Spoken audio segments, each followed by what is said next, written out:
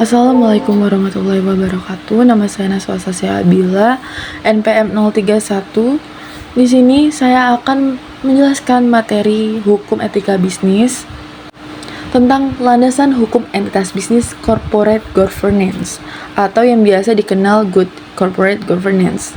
GCG adalah tata kelola perusahaan yang baik yang menjelaskan hubungan antara berbagai unsur dalam perusahaan yang menentukan kinerja perusahaan.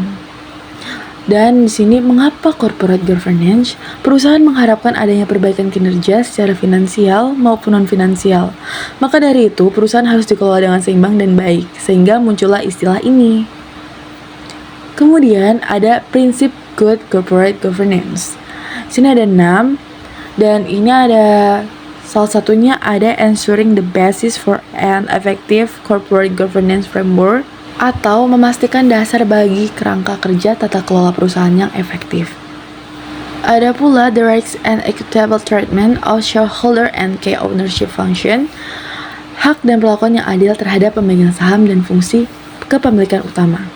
Dan ketiga ada institutional investor, stock market and other intermediaries, investor institusional, pasar saham dan perantara lainnya.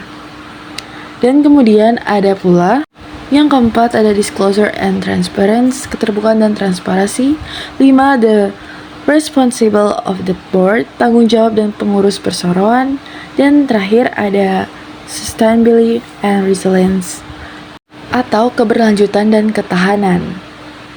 Kemudian di sini ada ketentuan bidang GCG, yaitu tata kelola investasi, ketentuan penggunaan auditor eksternal, tata kelola teknologi informasi, manajemen risiko dan pengendalian internal, rencana strategis perusahaan, keterbukaan informasi seperti informasi-informasi yang dijelaskan di sosial media, dan ada juga hubungan dengan pemangku kepentingan.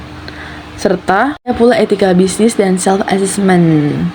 Di sini ada juga pengaruh prinsip CGZ terhadap PT atau perusahaan.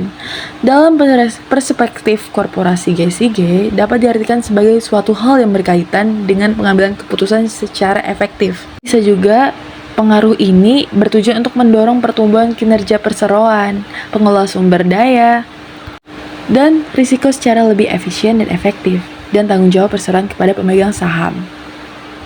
Dari beberapa materi tersebut, saya dapat menyimpulkan pada intinya cakupan dari GCG menjangkau aspek yang sangat luas dan meliputi unsur dari dalam maupun dari luar perseroan. Selain itu, GCG merupakan suatu sistem yang ada pada organisasi yang memiliki tujuan mencapai kinerja secara maksimal dengan cara-cara yang tidak merugikan stakeholder perusahaan tersebut. Baik, sekian itu saja yang dapat saya sampaikan. Wassalamualaikum warahmatullahi wabarakatuh.